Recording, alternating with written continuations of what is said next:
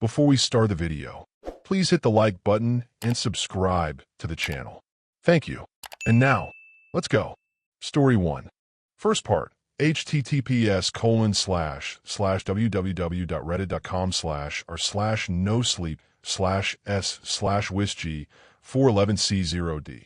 Previous part, https://www.reddit.com/r/nosleep/s/5yv000tbo. I descend into darkness, drawn by the distant screams. My hands feel blindly along the damp cobblestone walls. My footsteps echo down the stairwell, alone. Marie's not following me down. The realization almost stops me. The last place she didn't follow me to was patrolled by that beast. Each step feels steeper than the last, the darkness pressing in tighter with every footfall. I almost trip as I step down and find no stair beneath me. I've reached the bottom, but my vision is still consumed by darkness. I feel along the walls, searching for a light, my fingers fumble across a row of switches. I flip them all, and the room swells with harsh light and mechanical noise. Large bulbs burn a blinding white overhead, illuminating in spotlights. A massive gear begins to turn with a rumble that shakes the floor, the air thick with the scent of old oil and ozone. The room is vast, its stone walls and floor cold and cavernous. Tables cluttered with science equipment, papers, and jars of organs to the open space.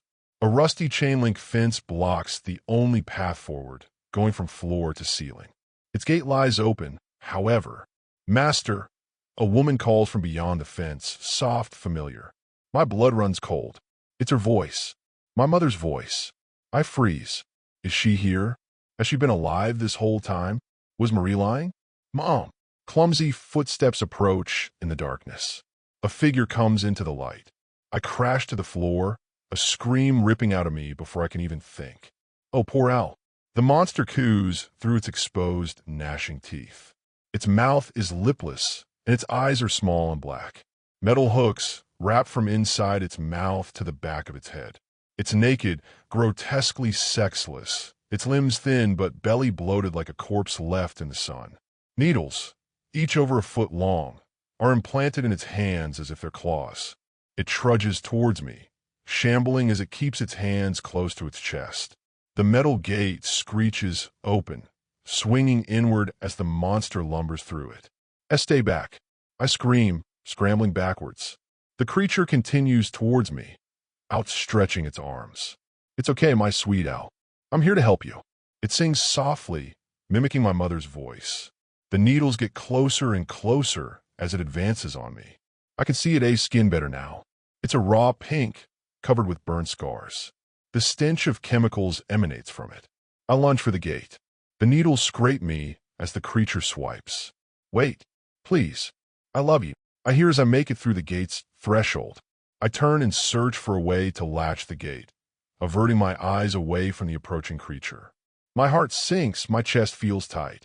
The gate locks from the other side.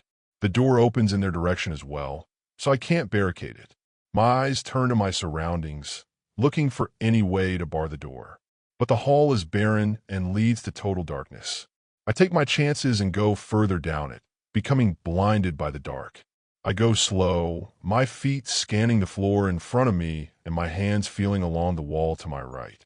The hall continues with the same dimensions, the walls being just farther apart than my arm span. The ceiling was tall the last time I saw it. In the darkness, it feels even taller. I hear the sound of metal clanging against metal, then the sound of the gate opening.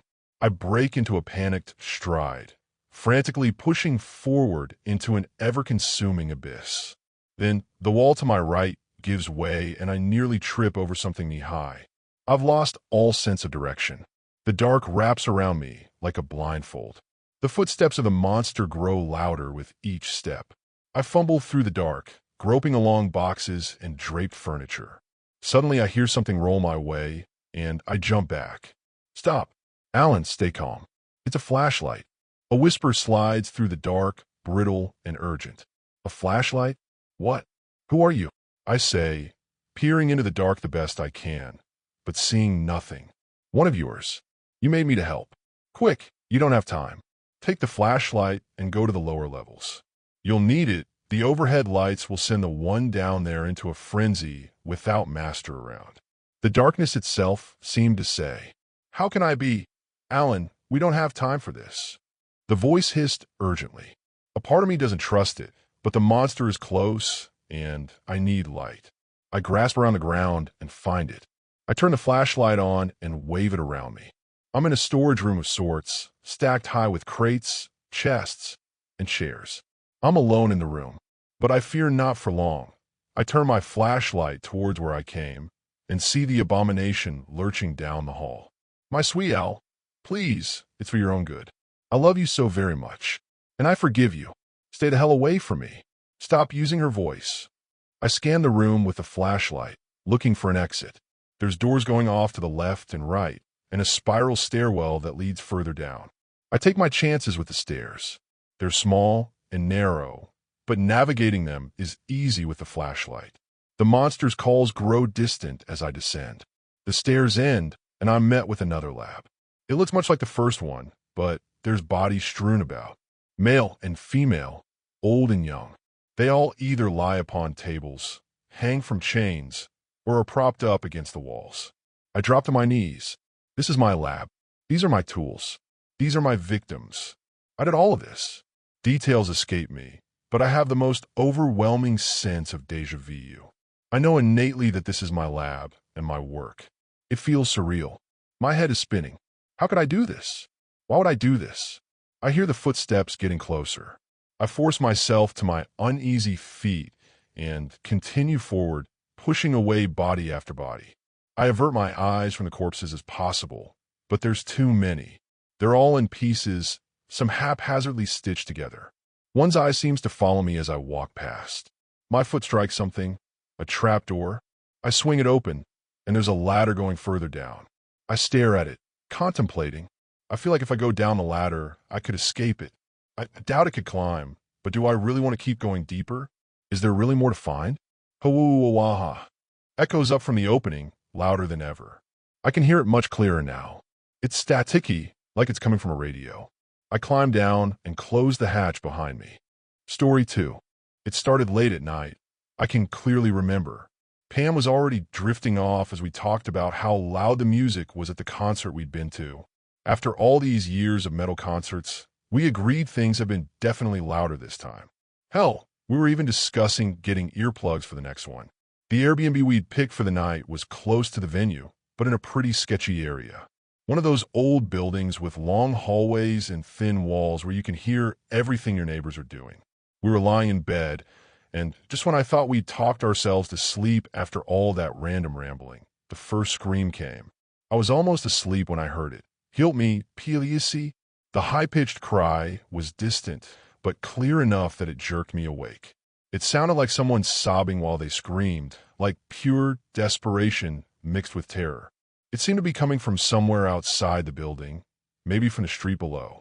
But it was hard to tell with these old walls and the way sound carried through the hallways. "What was that?" I asked, hoping Pam was still awake. She mumbled, rolling over to face me. "Did you hear that?" She was quiet for a moment, listening. Sounded like, "Help me please, maybe." My heart started beating faster. It was 2:58 a.m. according to the nightstand clock. Who the hell would be screaming for help at this hour? That's weird, right? I said. Yeah, but... Pam shrugged, though I could see she was more awake now. This isn't exactly the nicest neighborhood. There's probably homeless people around. Who knows? That made sense. The area around the venue wasn't terrible, but it wasn't great either. Lots of dive bars, some sketchy motels, the kind of place where you might expect to hear someone having a rough night. Still, something about the voice bothered me. It sounded so desperate. We lay there in silence for a few minutes. I was starting to think maybe it was just a one-off thing when it happened again. He yelped. This time it was definitely closer. Not from the street, but from somewhere inside the building. Maybe the floor below us, or down the hallway. The sound seemed to bounce off the walls in a way that made it hard to pinpoint exactly where it was coming from. "Okay, what the fuck was that?" I said, sitting up in bed. "It was definitely closer this time," Pam said. I could feel her tense up beside me.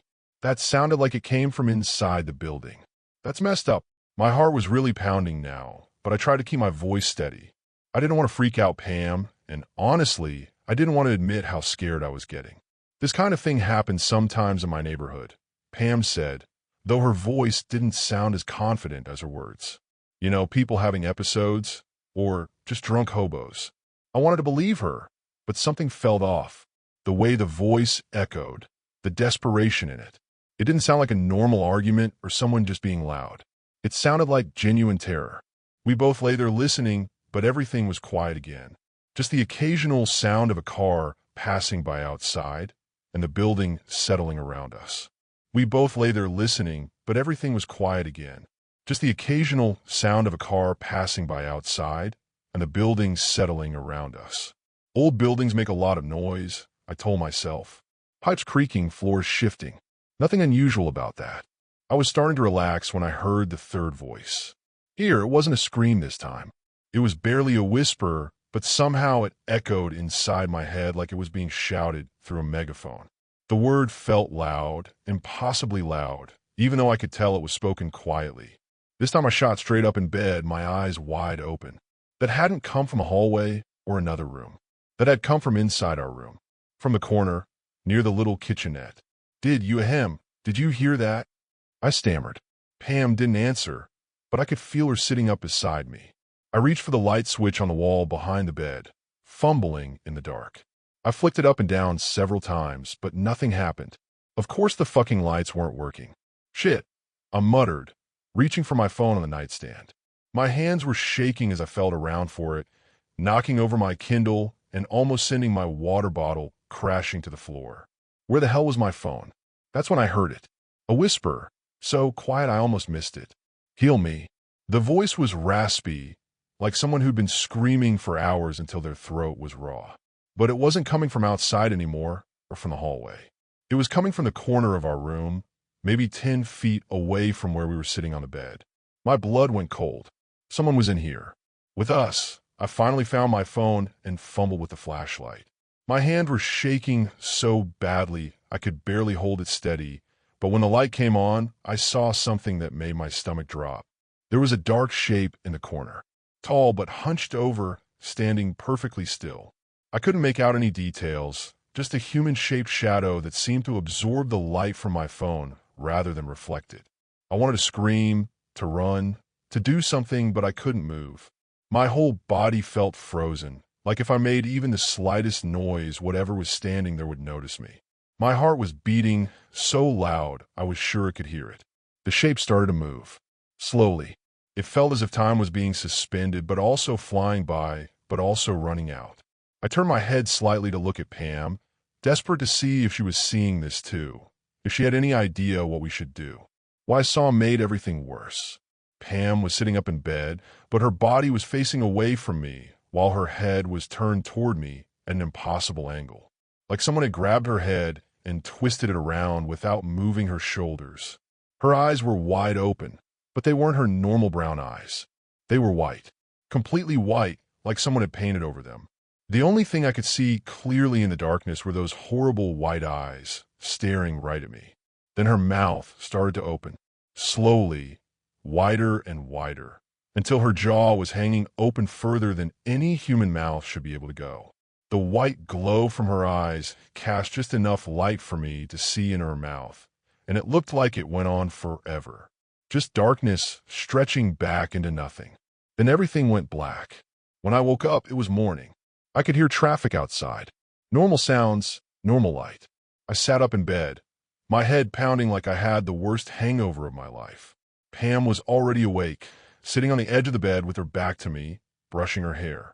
My hair is such a mess, she said without turning around. You were talking in your sleep all night. Bad dreams. Yeah, I guess, I said. My throat felt raw, like I'd been screaming. I had this really weird nightmare. Must have been some nightmare, she said, still not turning around. You kept saying, help me, over and over. But the weird thing is, she finally turned to face me, and her eyes were completely white again. I wasn't asleep, either. https://www.instagram.com/the_undying. Story 3. Please, bear with me on this. I was never all that interested in the dark web, but my good friend Cody was. He'd show me some of the stuff he'd find there, some of it weird, some of it disturbing, but most of it just fairly interesting. I poked around some sites there before, and the vast majority of it really wasn't as crazy as a lot of people seem to think. Mostly just people selling kind of sketchy stuff, guys talking about crypto, and anonymous chat rooms. Like Cody had always told me, as long as you're using a secure browser and you take some safety precautions, you're never really going to be in any true danger of getting hacked or something of the sort. Cody had been a roommate of mine for a few years, starting from when we were in college together, but I'd moved out just under a year ago, so we mostly chatted online now unless we had some plans together, since we still live in the same area. I had just bought a teddy bear on Amazon, since my niece Annie's 4th birthday was coming up, when I got the Discord notification from Cody. Asterisk, yo man, you gotta check out this place I found. Someone gave me the link, and there's some super cool shit on here. Most of the users seem pretty chill too. Just make sure you're on your safe browser before you hit the link. Asterisk, he went on explaining the website to me, told me that he got the link from someone online that he'd known for a while and was trustworthy. Since I didn't have much going on that day, I made sure my VPN was running, loaded up my Tor browser, and pasted in the link. The website was called The Den, and from what I could see, it was just a collection of tons of separate websites, forums, and chat rooms. But, as Cody had said, the people on there seemed pretty normal, and a lot of the different sites were indeed interesting. There was one that Cody had mentioned to me in his messages that you could buy a mystery box from. Cody had bought one because they were cheap enough and his friend had assured him it was fun and the contents were never dangerous. Out of curiosity, I had a look at a message thread on one of the boards of people sharing some of the stuff they'd received in these mystery boxes. It mostly just seemed to be random little items that weren't very interesting. Little trinkets, shitty cheap clothes, a Spanish/Dutch dictionary. Thrilling. One site that I actually did think was quite cool was called The Jackal. It was basically just an AI chatbot like Chat, but it wouldn't censor anything. I decided to test it out and see how different it was from regular chatbots. I was going to ask it about conspiracy theory stuff, since regular chatbots will usually give pretty mundane answers to that sort of stuff, or even refuse to talk about it. Here's how my first conversation with it went. Hi, asterisk, hello, friend.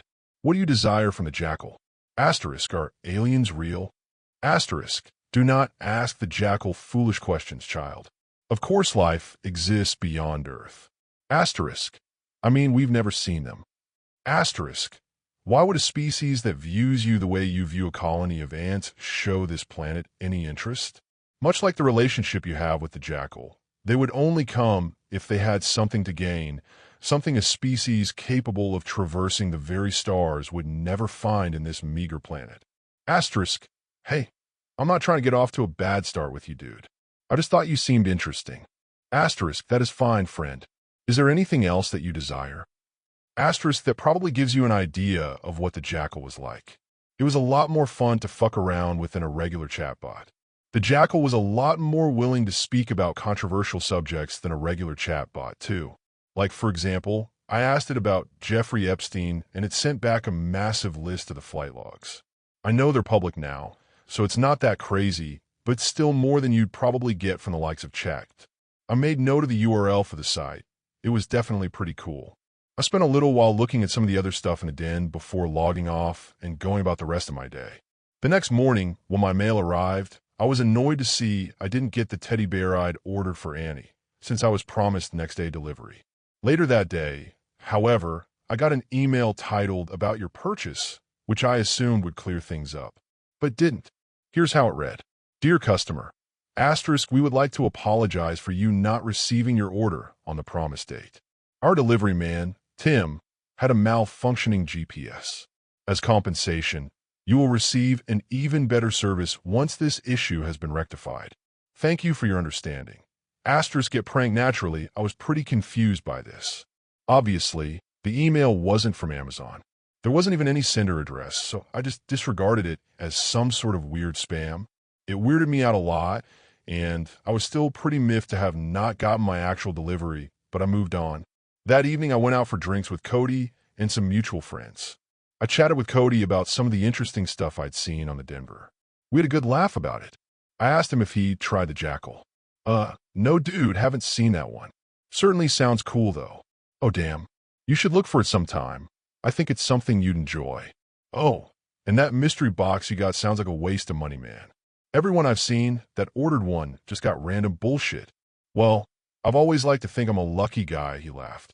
It was a good night, and I was sufficiently wasted by the time I'd been dropped home by our designated driver. I thought I was in for an easy night's sleep as a result of that, but I was woken up at about 4 in the morning by this high-pitched whistling outside my house. It was some weird tune I couldn't place. It scared the shit out of me because it was coming from outside my window, which faces towards my backyard. There are no streets in that direction. Worried that someone was on my property, I waited until the whistling had seemingly stopped and peeked out my window. It was too dark to really make much out, but I couldn't see any signs of movement. Wanted to make sure, I headed out my back door to find that, sitting in the middle of the lawn, there was a teddy bear. I was very weirded out by this. I'd have preferred if it was just some teenagers dicking around or something. I picked it up and it took it inside. I really did not like the coincidence of it being a teddy bear of all things. The teddy wasn't the same as the one I'd ordered for Annie. That one was advertised as pink with a love heart design on it, whereas the one I'd found sitting in my backyard was just one of those mundane, light brown furry ones. Objectively speaking, it was as normal and unremarkable as a toy could possibly be, but given the circumstances of it coming into my possession, just looking at it gave me the creeps. I thought about calling the police, but scrapped the idea.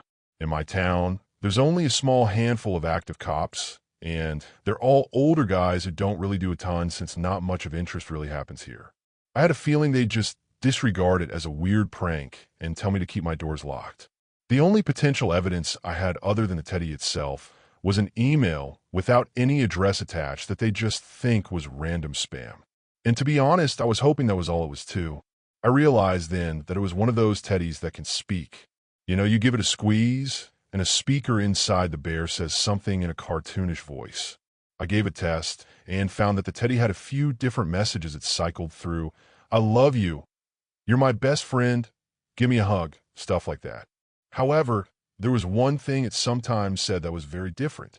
Though not nearly as often as the other messages, sometimes when I gave it a squeeze, it would say something in some foreign language with a weird, slightly distorted voice.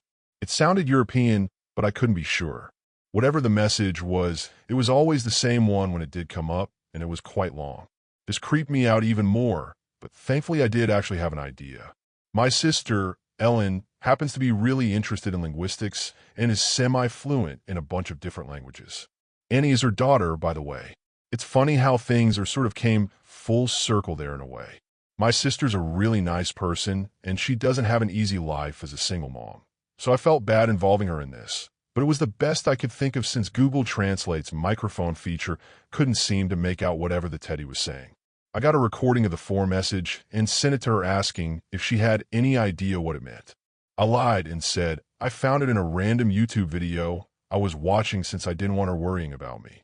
I left the teddy in the corner of my sitting room because I knew there was no way I'd be able to get to sleep with it in my room. The next day, I got a call from Cody. Hey man, remember that girl you dated for a little while a few years back? Whitney, what's her face? She just showed up asking for you. I think she didn't know you're not living here anymore. She left after I explained that to her. Wait, Cody, what? Who the hell is Whitney?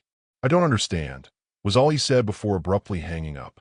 What he just said left me completely baffled because here's the thing. I'm gay. I've never dated a woman in my life. And Cody knew that about me. What the hell had come over him? And why'd he just hang up like that? Before I could puzzle over my friend's strange behavior more, Ellen texted me back. She told me the language the teddy was speaking was Dutch, which actually happens to be one of the languages she's best at. She said it was kind of off, though like whoever came up with the message was sloppily using Google Translate. According to her, this is what the message meant. Asterisk, do you really think that's it? No. The holiday is upon us. Get ready for the housewarming party. Asterisk, a chill ran down my spine as I replayed the sight of that teddy bear sitting out in my yard, and now sitting just a few feet away from me in my house. My sister said the message was pretty weird, but she didn't offer any further comments. I thanked her anyway for her help and tried to play it off as if everything was normal. Later that day, I had to go to the store to pick up a few things. Now, I was only gone from my house for about half an hour, but when I arrived back, I saw something that made me slam on the brakes. I don't know why, but there was something so ominous to it. Sitting in my driveway were 4 miniature teddy bears. They were only about the size of my thumb. And what bothered me even more was that upon closer inspection is that I'm pretty sure they'd been placed right where the wheels of my car would usually be resting. When I came into the house, I heard the same whistling noise from last night, just before I found the first teddy. I went to my living room, realizing that the whistling was coming from the teddy. It stopped after a few more seconds. Not knowing what else to do, I put the 4 miniature teddies from outside with the original teddy. For about a week after that, things seemed normal enough. No weird teddy bear-related stuff, at least. I met up with Cody and friends again for drinks during this period. Since I hadn't heard from him since he last called me, I tried to ask him what was up with that story about Whitney Watch Surface. He didn't seem to have any memory of it. Asked me what the hell I was talking about. I don't know what you're on about, man. I don't know any Whitney. You don't even like girls, I thought. I wasn't sure what to make of that, but I chose to believe that Cody was just high or something when he called me. I was hoping everything was blowing over and I could forget about the last few days. Unfortunately, that wouldn't be the case. Because yesterday, I came back from an evening jog to find that my car was missing. And again, there were more small teddy bears left in my porch.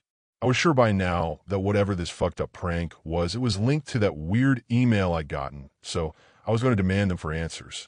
I had to reply to that email, since I couldn't send a fresh one on account of the address being blank.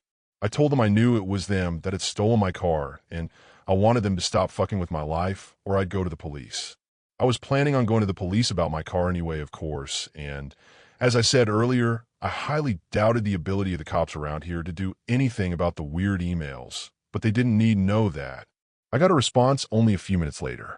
Asterisk, we have to say, we don't like what you're insinuating here. We don't steal. That's not the way of our business. We're an ethical company, but for your satisfaction, we will ask your delivery man, Tim, asterisk get pranked, and then, about 5 minutes later, I got another email from the blank address. Immediately, I saw that it contained coordinates. Asterisk from Tim, asterisk, asterisk. I did not touch any vehicle. Backslash underscore backslash underscore backslash underscore backslash underscore. Asterisk asterisk caret.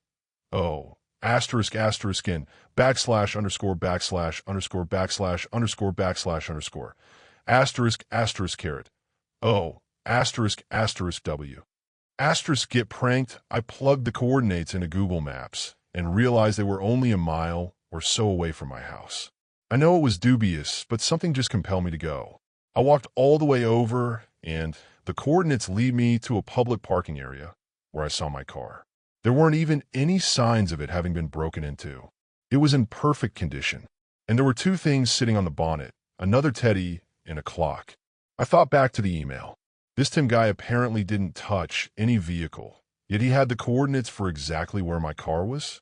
Either he did steal the car, and for some reason just lied about it and let me come and get it back, or alternatively, he became some sort of detective and found my car for me. I don't know which option I prefer. I had my keys on me throughout all of this, so I grabbed the 2 items and hopped in. The teddy was just another one of these mundane little bears, but the clock was very weird. It was relatively small and looked antique, but it was missing its arrows and all the numbers had been scratched out. In their place, someone had written 9 new numbers with blazing red pen in seemingly random locations around the curve of the clock. Going clockwise, they read 7, 15, 15, 23, 5, 2, 25, 8. I knew this had to be another piece of this bizarre puzzle. I spent a few minutes studying the numbers until it occurred to me that they might represent letters of the alphabet. Translating them in that way, it would read Guabte. I remember the Dutch message that the first bear sometimes said, so I went to Google Translate, set it to Dutch/English, and put in Guabte. It translated to da-da-da-da-da. That wasn't very helpful. Then, I had the thought to try going counterclockwise with the numbers on the clock. 8, 5, 22, 5, 23, 15, 15, 7. Hetbug. When I put that into Google Translate, it translated to it moved. I didn't know what to do. I wasn't getting any answers, just a growing sense of dread. While I drove home, I thought back to the first teddy I received. Asterisk, what if its eyes are cameras? Asterisk, it was just a passing thought, but I fixated on that fear. When I arrived home, I dropped the clock and the teddy with the others. Then I took the original teddy over to the kitchen. I got a knife and set about cutting it open. After I made a big enough slit, I started poking through the cotton. I saw the little speaker that made the bear talk when it was squeezed, and after removing enough of the cotton, I could confirm that there were no cameras within the teddy, to my relief. That relief was short-lived, however, because after I removed all of the cotton, I found that inside that bear, there were a few tiny yellowed bones. That sent me into a near panic attack. What the hell had I found myself wrapped up in? Who were the people sending me these bears, these emails, messing with my car? I could only pray that they were animal bones and not something else. I figured that whatever was going on, it had to be connected to the den. Me visiting that website was seemingly the catalyst for this madness entering my life. First, I scoured the internet for anything related to teddy bears appearing around houses, but came up short. I couldn't find anything on the den either, just more people discussing crypto and other general dark web shit. I remember the jackal then. I thought maybe it'd be able to find something on the topic if I asked. When I loaded up the web page, I saw that my previous conversation with the chatbot was still there, which was not at all normal for an AI. I expected it to just load up blank since it had been over a week since I talked to it. I said hello to the jackal, and its response read, Asterisk, hello, friend. It has been some time. What do you desire from the jackal? Asterisk, that response bothered me a lot, because it seemed to imply that the jackal had an actual sense of time. I wrote back to it, do you know anything about people mysteriously receiving teddy bears around their house? After loading for a moment, it responded, Asterisk, you leave the jackal alone for so long, then return only to ask idiotic questions? You insult the jackal, friend.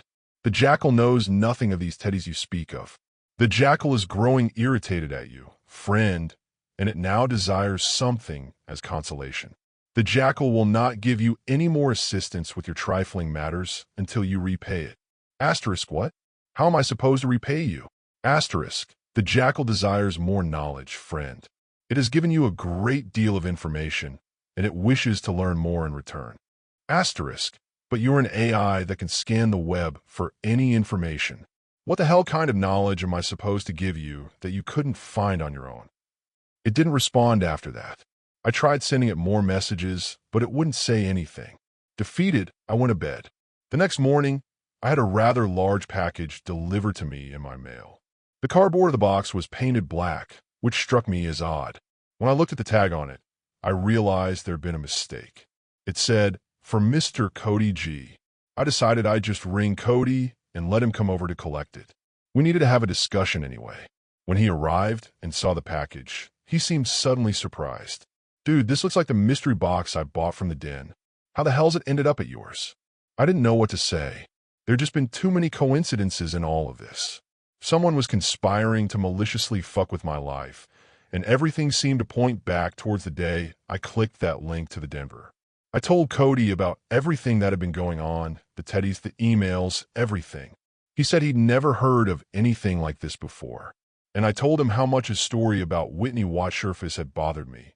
To which, again, he responded, I don't know what you're on about, man. I don't know any Whitney. You don't even like girls, I thought. I think that conversation with Cody was when I really grasped that I wasn't grasping things. I'd been spiraling, going to work, talking to people, but not paying much attention. Just obsessing over this anomalous force that seemed to be taking over my life. And I wasn't sure if Cody was losing his grasp on things too, based on everything about Whitney Watchsurface, or if I was the nut job for bringing it up again. Well, anyway, while I'm here, let's open the box and see what I got. Cody exclaimed, clearly trying to cheer me up. All the fear and confusion building within me didn't go away at that, but I have to admit I was intrigued by the mystery box too. We took it inside and set about cutting it open. Inside, there were 3 things. A piece of crumpled paper with coordinates and a date, tomorrow's date. On it, a huge old-school style bar of Cadbury chocolate, and, most alarmingly to me, a big cartoonish bear costume.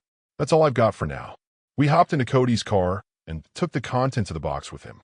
He said the bear costume was creeping him out, and I couldn't disagree. So we took it to a landfill site and dumped it. I've been in it since. He seems equally worried about the situation, but he seems to want to check out the coordinates.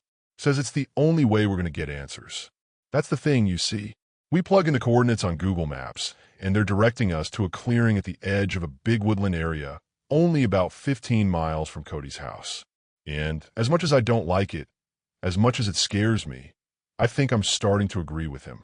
Maybe the experience has just been driving me loony, but I need answers to what's going on. I just need to know. I'll update you all soon. Part 2. https://www.reddit.com/r/no-sleep/s/483mnpfmat. Story 4. We got our permission slips on Monday, and we were all pretty excited. It's not often that we take a field trip before winter break. A few people in my class of 30 whispered amongst themselves. Some people asked our teacher, Mrs. Clearfield, where Mercy Farms was. None of us had ever heard of it. She explained that Mercy Farms is where the juice our school gets is made. She told us that we would be going to see the packaging plant, and, at the time, that was enough to get us to settle down. My parents thought that it was a little short notice, getting a permission slip only a few days before the trip. But I didn't care. See, I got hurt during a hockey game and had nothing else to do. So while I wasn't excited to be going to a farm, I was excited to spend the day having at least a little fun. On the day of the field trip, Mrs. Clearfield informed us that we would all be assigned seating partners. I won't lie, I was irritated. I was hoping to sit with a teammate during the trip, but instead I got stuck with Grace Redacted, a football cheerleader who wouldn't give me the time of day if I offered her money. I always got the impression that she thought that she was too good for our small town. The look she gave me when we found out that we would be sitting together was hilarious. But any inkling of wanting to laugh was knocked out of me when I heard our teacher say that the ride was going to be nearly 9 hours. Once we got on the bus, Grace asked me if she could sit on the inside of the seat. I shrugged and let her. At least that way, I could talk to people around me. For a few hours, that was enough for me. But eventually the bus started to settle down, and I turned to watch the window with Grace. We were surrounded by a forest on all sides. As we drove, I swear that we passed maybe 20 different owls. But perhaps it was a trick that the trees were playing on me. Grace was fixated on the window, though. Does this seem weird to you? Grace eventually whispered to me as the forest opened up into a cornfield. Yeah, I said honestly as I heard someone speaking ahead of me. Are we almost there? Ben asked Mrs. Clearfield. We will get there when we get there, Mrs. Clearfield said without any hesitation. Okay, but we have been at it for 5 hours. Can we get a bathroom break? Ben asked, clearly irritated. No, the bus driver said. It was the first time I heard him speak the whole trip. I leaned forward to watch the bus driver in the large mirror that hung over his head. The bus driver had short brown hair and a strong jaw with a small beard. He wore a black uniform with letters on a patch that I couldn't make out. As I watched him in the mirror, his eyes slowly met mine. We made direct eye contact, and I could feel the hairs on the back of my neck stand up. I quickly tucked my head back behind the seat and went back to watching the forest with Grace. More of my classmates got antsy, though. One of my teammates, Charlie, eventually got up around hour 7. I couldn't believe we had been in this bus for 7 hours straight, driving through corn. I could tell that Grace was getting antsy, too, or perhaps she was just uneasy. She squirmed in her seat and tapped her leg around this time. We'll be there soon, Charlie. Take a seat and don't get up again, or else you will get a 3-month detention. And no, I'm not kidding. Mrs. Clearfield snapped at him. She sounded so angry. Charlie quickly sat down, and I turned to watch the window with Grace. Grace. I whispered to her as I watched one of the scarecrows in the corn. It swayed slowly in the wind. Yeah, she whispered back as she turned to meet me. Her green eyes seemed to be filled with fear and unease. Are you scared? I asked her. Yes, Grace answered honestly. I am too, I said as I looked down at my hands and my jacket. Grace swept her blonde hair behind her ear, and as she did this, something moved behind her. I swear it moved. A scarecrow turned to watch the window. My eyes twitched and my eyes narrowed. I went into fight mode. It's hard to explain just how it made me feel. When Grace turned to see what I was looking at, her eyes widened and she moved to the side, nearly pushing me off the seat. I could hear people whispering about the scarecrows for the next 30 minutes. By the time I looked down at my arm, I noticed Grace holding my sleeve as if I were the only physical object in the bus. By hour 8, I was fed up. Every question, comment, and concern directed at Mrs. Clearfield was met with an increasingly condescending attitude that left a bad taste in my mouth. I had never seen Grace look so anxious. She was bouncing her right leg and fidgeting with her hands. The two girls in the seat next to us were doing similar motions. Why were we all feeling so uneasy? Mrs. Clearfield? I finally got the nerve to ask as I stood up and looked at her from my seat. I could feel my classmates looking at me. The cornfield around us felt all-consuming and endless. Images of the scarecrows flickered in the back of my mind. Yes, Travis? Mrs. Clearfield responded without turning her head. How much longer? I asked softly. I was trying to keep my attitude hidden, trying to be as respectful as possible. 30 minutes. Mrs. Clearfield responded with a hum. The bus driver looked at me in the mirror again, and I quickly sat down. I was going to say something to Grace, but instead, I watched the scenery around us change. Instead of the cornfield, we were finally seeing buildings. The town looked like something out of an old movie, really vintage. The first building we passed looked like a small grocery store. It had 2 large M's on the top of it, a sign that said Mercury Mart. I felt my stomach rumble. I hadn't bothered to eat anything the whole trip, but I did have my backpack with me. We were told to bring lunch.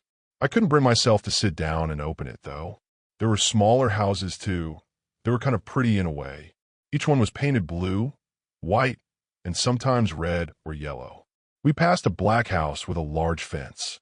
It caught Grace's attention, and her eyes followed it as we drove by. Next, we passed a movie theater, one like you'd see in old movies. I'll admit, it was cool looking. Had a man working the ticket booth in the front and everything. I couldn't make out any of the now-playing posters. We passed a diner. The checkered floors looked cool, and honestly, the food smelled amazing. I wanted to leave my seat and tell the bus driver to stop. Finally, we passed a sign that said Camp Mercy Hollows, pointing towards more corn. I wondered if the camp had the same vintage appearance as the rest of the town. As we went further, we drove by an elementary school with various cartoon characters painted on the windows. The paint was faded and looked like it was melting. The way the paint slid down the window made me uneasy. That's when I noticed no other cars were passing us. There was no one on the sidewalk, though I could make out some people in the stores. As soon as we passed the middle school, I felt Grace grab my wrist again. Mercy Middle School, home of the Angels. The building looked mostly run down, and we could see some of the lights on inside, but I couldn't make out anyone inside. The parking lot was empty too. I could see what I assumed to be the high school in the distance. We didn't get close enough for me to see the details. Travis, Grace whispered, and I turned to give her my full attention. I know, I said quickly. I was feeling it too. Something was wrong with this place. I couldn't put my finger on it, but something was wrong. I watched Grace slide her phone out of her pocket and move her thumb quickly. She put the phone to her ear and frowned. I'm not getting any service. I took mine out and checked. I had no bars. I tried to dial 911 anyway, but the line was completely unresponsive. I must have been looking at my phone for longer than I thought, because Mrs. Clearfield broke me out of whatever trance I was in. "We're here," she shouted. She sounded so excited, but my classmates sounded less than thrilled. As I stood up to get off the bus with Grace, I looked out the window one last time. Sitting before us was a large farmhouse that looked like it could be about 3 stories. A red stable sat a few feet away. As we exited the bus, I leaned over to Grace and whispered, "If anything seems off about this, we run right back down the road." She nodded but didn't speak. An older man came walking out of the farmhouse. He had slicked back gray hair and wore red overalls with a long-sleeved white shirt underneath. His boots were covered in mud and some other kind of substance that I couldn't make out. Mrs. Clearfield moved her hand up in the same motion she always did during class, signaling us to be quiet. Without any fight, my classmates shut up. "Welcome, kids. Mercy happens to have you. Every few years, we welcome a school that buys our product to visit our humble farm." He continued speaking as I looked around. I didn't see any apple trees or any trees.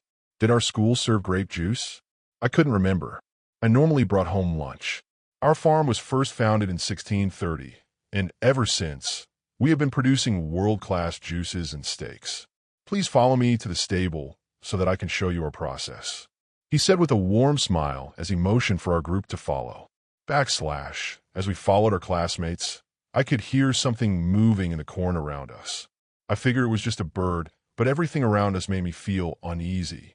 I think that my body was trying to tell me something, and I know that sounds crazy. The smell coming from the stable was awful, but it didn't smell like manure or anything. Instead, a pungent copper odor wafted out of the barely opened doors. I tried to keep my eyes on the chipped white paint that lined the doors. I could hear Grace gag next to me. I turned back to see what Mrs. Clearfield would do. How was she reacting to all of this? Her expression was relatively normal as she ushered everyone into the dark building. If I were going to run now, she would be able to stop me.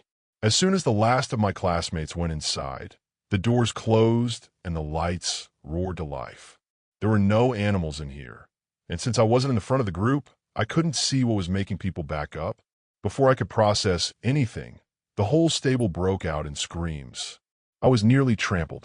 I took Grace by the arm as quickly as possible and pushed her to the side of the group. The screaming intensified as we moved. It was all-consuming. As soon as we hit the right wall of the building, I could see why. One of my classmates, Tony, I think his name was, stumbled back before his body hit the floor. He had a pitchfork sticking out of his chest. He took 2 small steps back before coughing up some blood. Seconds later, his body fell backward, slamming off the wooden floor. Have you ever been so terrified that you can't breathe? That's how I was feeling. No screaming, no crying. Instead, I felt frozen. I swear I saw my life flash before my eyes. Sasha went down after that. The man who spoke to us prior struck her down with a scythe.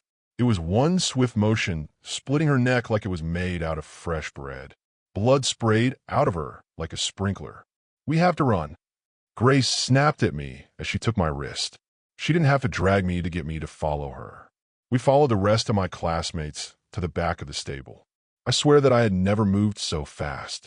As soon as we reached the door and the air hit us, I thought that we were going to get away. If we could just make it back to town, we could call the police. Someone would help us. I was so sure of it. Some people screamed in front of us, the screaming turning into a deep, wet gurgle, the sound you would hear if someone were drowning. We heard a splash, and one of the girls next to us let out a blood-curdling scream. It was unlike anything I had ever heard. My head snapped to the left to see what was going on. She had an arrow sticking out of her shin. Someone was shooting arrows at us. We were not going to get away like this. I had to think fast to buy Grace and me some time. I pushed forward and let the arrows hit my classmates. I felt awful about this, awful enough that I could feel myself crying. It was just a few tears, but as the terror caught up with me, it became harder to hold them back. Eventually, the ground gave out beneath us. I didn't let Grace go. I could feel her hand tightening around my hand. The liquid we fell into wasn't water. We were consumed by a copper smell, and before I knew what was happening, I could taste it. Blood. I poked my head out of the blood pit with Grace just to get a glimpse of the world outside. I caught a glimpse of someone kicking bodies into the pit. I watched Grace move one of our classmates over to hide under. I grabbed the closest body to copy her, but it wasn't a classmate in my hand. It was Mrs. Clearfield. We sat in the blood pit for what felt like hours. Eventually, I moved Mrs. Clearfield to the side and emerged fully. There was no one around that I could hear, and the sun was raised higher than it was when we fell in. The smell that consumed me made me want to puke, though I knew that if we made too much noise, we would be killed. I slowly reached out of the pit and dragged myself out. Again, I had to fight puking, so I turned my head to help Grace out of the pit. The image of my dead classmates will forever be burned into my mind. I could feel it again, tears barely pushing down my cheeks. The blood on my face felt like it was holding my tears in place. Grace pushed her head out of the blood, fully, and her blonde hair was nearly unrecognizable. Her whole appearance felt like it had changed. The blood poured off her face, barely sticking to her skin and hair. As soon as her face came out fully, I could tell that she had been crying too. I reached forward to take her hand, as we had done so many times today. As I took her hand, I could hear a door swing open and slam shut. I pulled her out so quickly that I thought that I might break her arm or something. "Stop!" A woman screamed at us. I tilted my head up and watched as the woman came sprinting across the field. I felt frozen, like my legs had stopped working. I could feel my body start shaking, my lip quivered, and my eye twitched. This was it, I thought. This is how I die. "Run!" Grace screamed as she tugged me, willing me to move. I turned and ran with her. With no other choice, we went running right into the cornfield. The town should be this way. I screamed as I tried to get us to run towards the road. That's when I heard it. The corn was rustling. Someone was behind us. I couldn't help but let out a scream. I could hear Grace panting as we ran. No matter how fast we pumped our arms, we couldn't speed up. I heard whatever was getting closer, and that's when I felt it. Pain. Visceral, blood-chilling, heart-stopping pain. Blood ran down my back, and my legs buckled. I let out a scream so loud, I knew everyone and everything in the area would be on us. Grace turned around, and I watched as her face turned pale as snow. Even caked in blood, I could see the terror she was wearing. I quickly turned around and involuntarily cocked my head. I was expecting to see a person, but this was no man. It was a scarecrow, its face elongated. The sack that it wore on its head became outstretched in a horrifying grimace. Hay stuck out of its arms and legs. Its right arm dripped with my blood.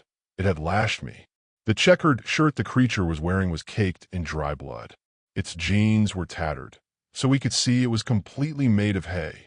I screamed and slammed my leg into the monster before scurrying to my feet. "Run faster!" I screamed to Grace as we pushed through the corn. My heart was beating so fast that I thought I was going to have a heart attack. Monsters aren't real, I kept trying to tell myself. But that wasn't true.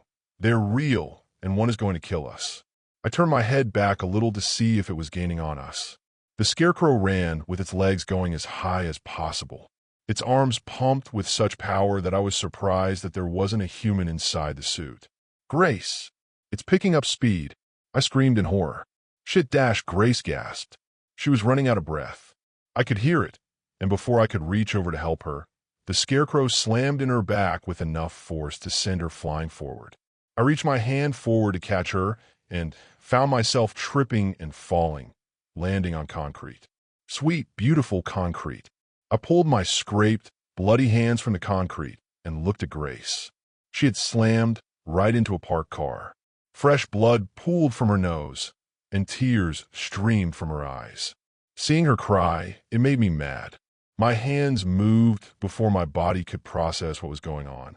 I turned quickly and saw the scarecrow looming from the edge of the corn. It's barely peeking out amongst the long stalks. Its expression slowly turned to that of a normal scarecrow.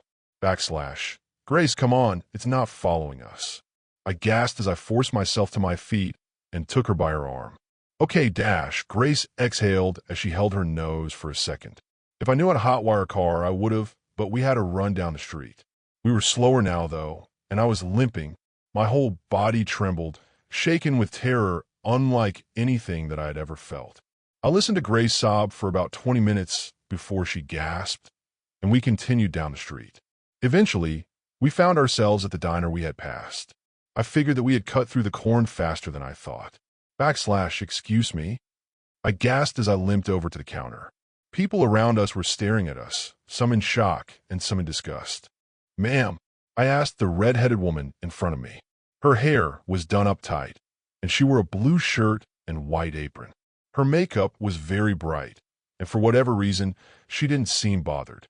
"We need the police, I started to say as I felt a hand rest on my shoulder. "Come with me," an older man wearing a wide-brimmed hat and a sheriff's jacket said to me. I was so happy to see some police. "Sir, there's been a murder," Grace started to say as we sat in the booth. She groaned and coughed a little.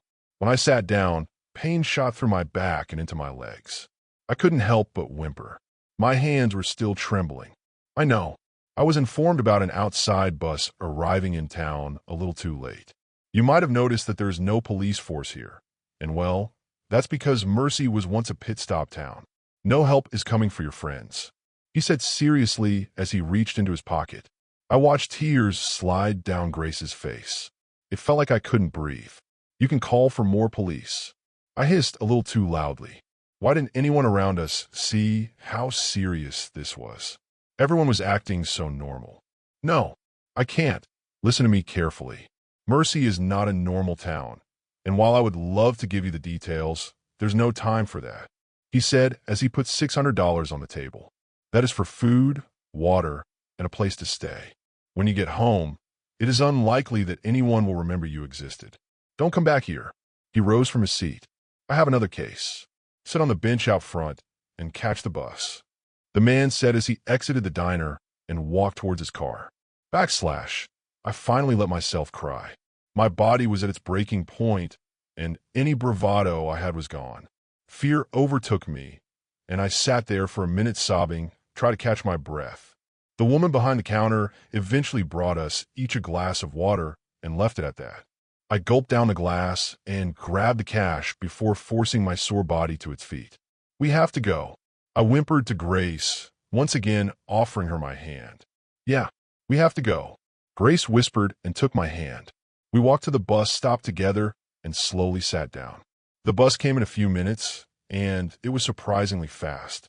A kind old man wearing a black suit and black hat greeted us as we got on the bus. As soon as we were out of the corn, I pulled my phone out and wrote this down. I have no idea where we were going. I'm pretty sure fear is the only thing keeping me moving at this point. If you find yourself at Mercy, just turn around and go home. https://spectral smegaverse/mxm/spectral center sequel medium equal the bex equals obexia.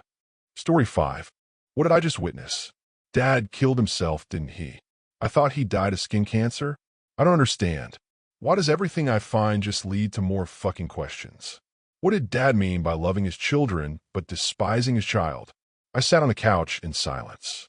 Not the kind of silence that makes every other sound louder, rather the silence that beats like a heart, a silence louder than any sound I had ever heard. Thousands of thoughts and questions stood tangled like metal cables in my head, occupying every neuron in my brain like an invasive vine. I stood up, dizzy and disoriented by the crying and sheer shock. At this point, I didn't know if there were even enough answers for all the questions. I don't think I wanted to stay around long enough to gather any answers. Trey, go to your room. A familiar voice shot through the air like a lightning bolt hitting me in the back and flowing through my whole body. Mom! Turning around, and there she was. Just how I remembered her. She had a ghostly fairness to her skin. Her hair was so blonde, it was almost white as clouds. She spoke softly and with intention. Trayton Jack, go to your room. You're dreaming. Mama, you died? I dashed. Don't be silly, son. I am old now. I'm what your mind wants to believe, that I'm old and happy. Mom, is this really a dream? Of course it is. You don't think I actually died, do you?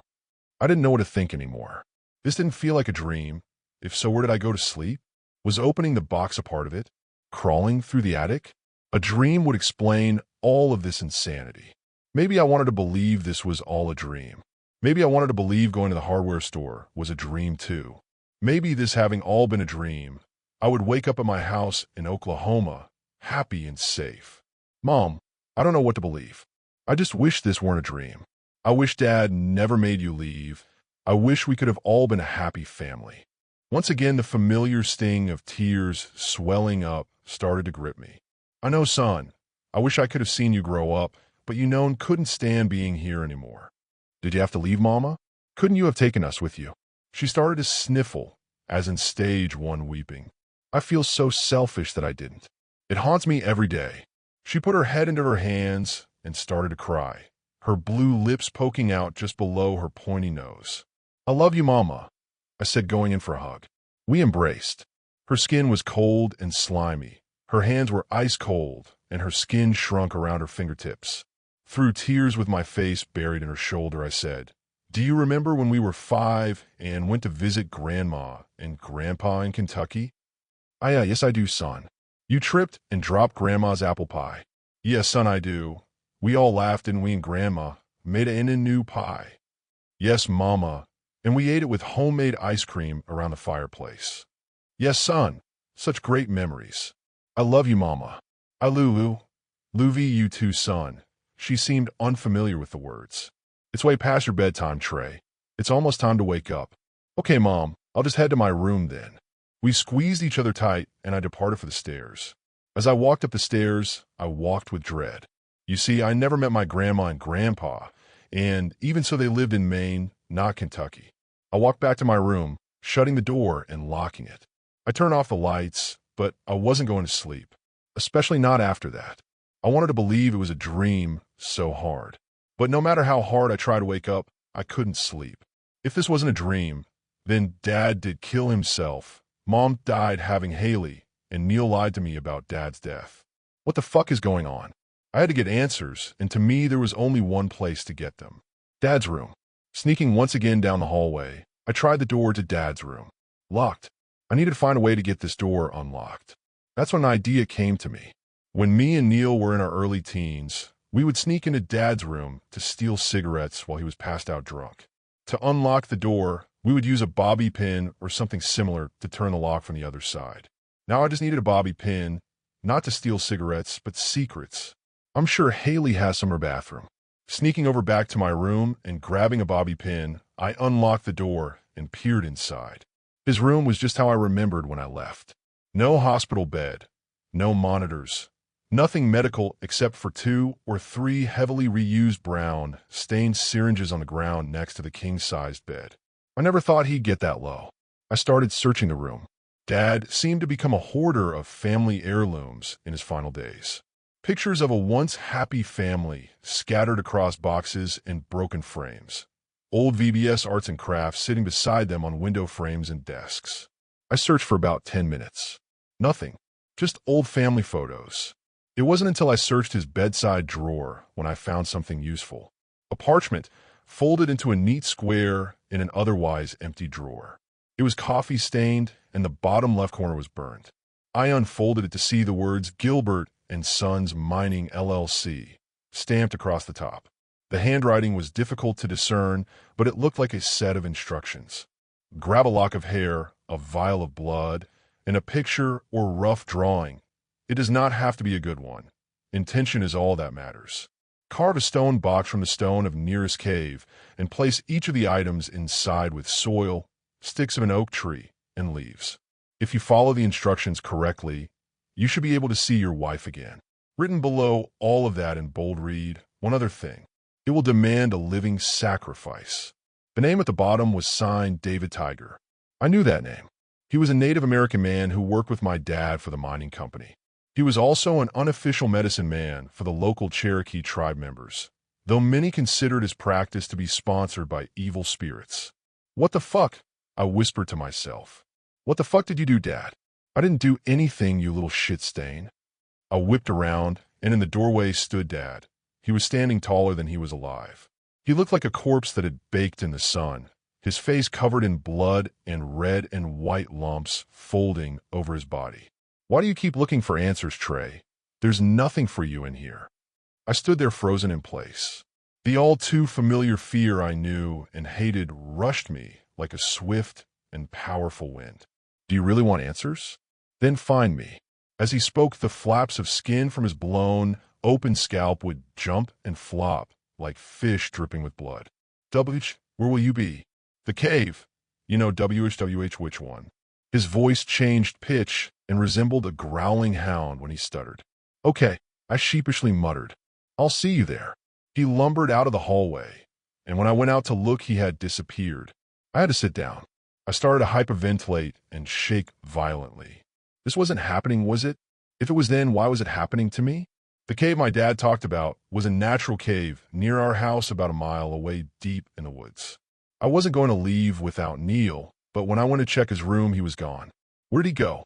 I considered just leaving back to Oklahoma, but after everything I've seen thus far, if I didn't find these promised answers, I would lead a life of regret and dissatisfaction. But I would still be alive. After prepping myself, I slipped on my shoes and began the hike to the old cave. The woods were pitch black. Shadows and silhouettes danced in the corners of my eyes. They no longer were the scariest things I knew. Halfway down the trail, I stepped on something that crunched beneath my feet. Using my phone's flashlight, it was revealed to be a human bone, a humerus to be specific. Spinning the view of the flashlight actually revealed hundreds of bones, possibly thousands. Small bones, big bones, children's bones. Some had chunks of hairy greenish-brown flesh still connected to them. What the fuck? I spoke in a shaky whisper. What happened here? Every step through the boneyard was met with a crunch. It felt disrespectful to step on what was essentially a mass grave. The bones started to dissipate, the ground crunching less and less. Eventually, I beheld the gaping maw of the old cave. Vines had grown over the entrance and all along the outer walls of the cave. I parted the vines and continued walking. The esophagus of the cave was darker than anything I had ever not seen. Human hair covered the floor. All of it was coated in coagulated brown blood. Deeper into the cave, I went. The air started to feel heavy, so heavy, in fact, I felt short of breath. That's when I reached the end of the cave. Shining my phone's flashlight revealed to me a nest of sort. It was comprised of twigs, hair, hay, and bones. Lying beside the nest on the right was a pile of hundreds of stolen family photos, each from different families across town. On the left is what shook me to my core. For skeletons laid propped up, 2 adults, 1 teenager, and the skeleton of what had to be a small child. It was my family. The 2 adults still wearing their wedding rings, with a larger adult skeleton having pieces of the top part of its skull missing. "Dad, did you find what you were looking for?" spoke Neil's voice. Turning around, I saw a figure standing 10 feet behind me. Shining my flashlight in its direction revealed, to my surprise, that it was me. My face, perfectly replicated. "What did you do to them?" I asked. There could only be one. "Did Dad create you?" "No.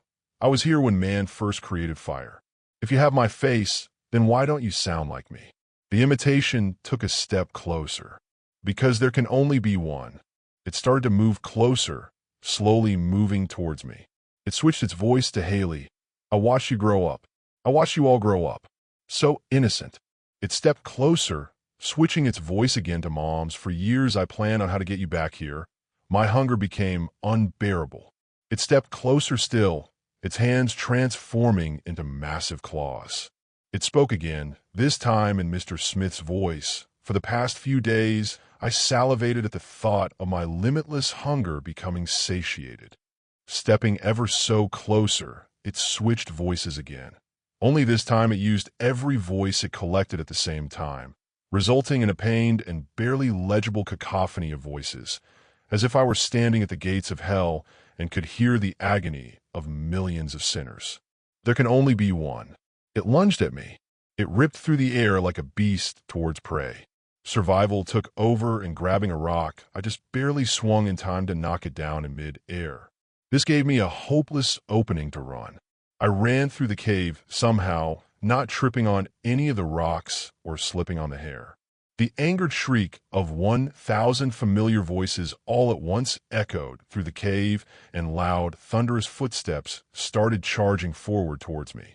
Pushing through the vines and out of the mouth of the beast's cave, I continued running. Bones crunched under my feet. Air was in limited supply, but regardless, I kept running. Behind me, I heard grunting coming from the beast, its footsteps accompanied by the crunching of bones. "Trey!" it screamed. I could almost pick out a few voices from the carnal desire in its screech. It continued down my path, only it was faster. Past the boneyard, I could see my house in the distance, lit by a pole light. Then I felt long tendrils wrap around my abdomen. It squeezed as it flung me around like a rag doll. I hit the ground with incredible force. It had grown much taller, but in the darkness I couldn't make out anything more than its shape. It bit into my leg, and I yelled out in pain. It moaned in ecstasy, having its hunger fulfilled.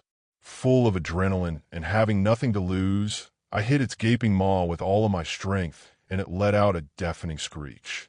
I landed on the ground, but immediately got up. I couldn't give this thing another chance. I ran into the house and grabbed my keys. In the living room, I heard a crash in the kitchen and saw the beast had broken through the wall in its murderous and hunger-fueled rage. I burst through the front door and ran to my car. My car started immediately, and I peeled out as quickly as possible. Looking behind my shoulder while barreling down the driveway, I saw what I the bee's silhouette illuminated by the telephone pole light. It was tall, about as tall as a 20-year-old pine tree. It was covered head to toe with wailing and shaking heads. Some I had recognized, others I did not. I heard its wailing and shrieks all the way down the driveway. If there was at least one thing I could make out from its shrieks, it was one phrase. There can only be one. That's it for today's creepy Reddit tales. Before we go, I just want to say a quick thanks to all of you for watching, liking, and sticking around. You guys keep this channel going, and I'll be back soon with more stories that'll make your skin crawl. Drop a comment if you've got your own spooky tale to share, and I'll see you in the next one.